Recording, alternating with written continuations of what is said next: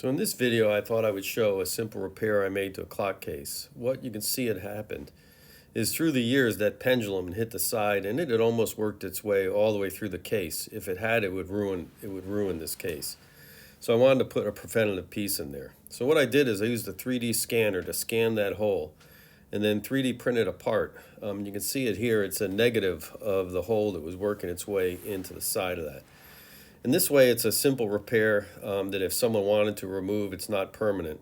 And I used some Flex Seal to put on the side of the 3D printed part that might get hit, and you can see that there. So this piece, very simple, simple to do with these scanners you have even on your phone. And I used a little bit of hot glue and put that piece in there. So you can see it's security now. There's no way if it gets hit, it's going to protect that clock case. It shouldn't hit it. But I hope you thought this was interesting, a simple fix. Everyone take care. Thank you.